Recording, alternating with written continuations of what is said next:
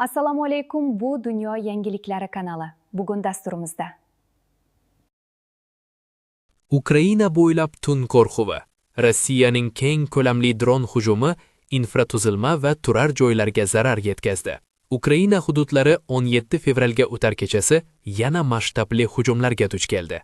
Rossiya armiyasi tomonidan uchirilgan uchuvchisiz apparatlar mamlakatning bir necha viloyatlarida portlashlar, yong'inlar va infratuzilmaga jiddiy zarar keltirdi. Eng ko'p zarar Odessa, Dnipro va Sumi viloyatlarida qayd etildi.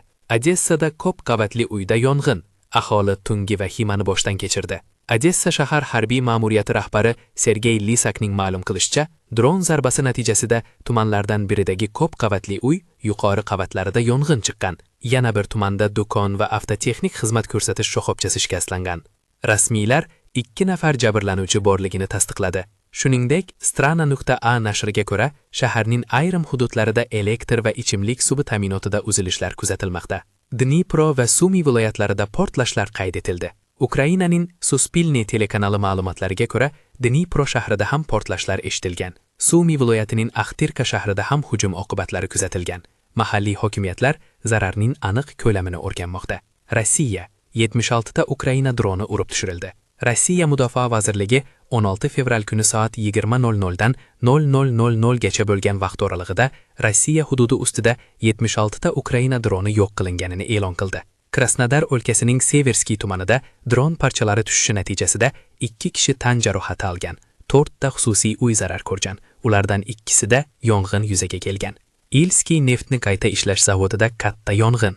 Ukrainskaya Pravda nashri mahalliy aholi guvohlariga tayangan holda Ukraina qurolli kuchlari dronlari Ilskiy neftni qayta ishlash zavodini nishonga olganini bildirdi. Hujumdan so'ng zavod hududida katta yong'in kuzatilgan.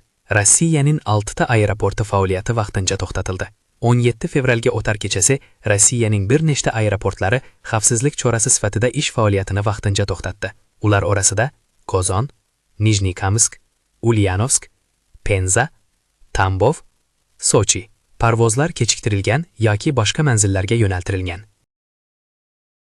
Pedofiliya uchun umrbod qamoq jazosi davlat dasturida tasdiqlandi. O'zbekiston taraqqiyoti yo'lida navbatdagi muhim qadam tashlandi. Prezident Shavkat Mirziyoyev tomonidan mahallani rivojlantirish va jamiyatni yuksaltirish yili davlat dasturi tasdiqlandi. Ushbu dasturda jamiyatda eng og'riqli bo'lgan masalalardan biri bolalarning daxlsizligi va oiladagi xavfsizlikni ta'minlash bo'yicha keskin choralar belgilandi. Dasturga ko'ra, 14 yoshga to'lmagan bolalarga nisbatan sodir etilgan jinsiy jinoyatlar uchun umrbod ozodlikdan mahrum etish jazosi joriy etilmoqda.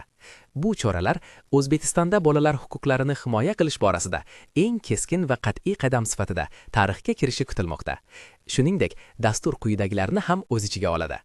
Ayollar va bolalarga nisbatan zo'ravonlik uchun javobgarlikni sezilarli darajada kuchaytirish, ipoteka tizimini qayta ko'rib chiqish va aholiga qulayroq kredit mexanizmlarini joriy etish, elektromobil xaridi uchun moliyaviy yengilliklar yaratish, qayta tiklanuvchi energiya manbalari ulushini 30% ga yetkazish, korrupsiyaga qarshi kurashni yangi bosqichga ko'tarish, jinoyat ishlari bo'yicha sudlarda xalq vakillari hay'ati ishtirokini joriy etish.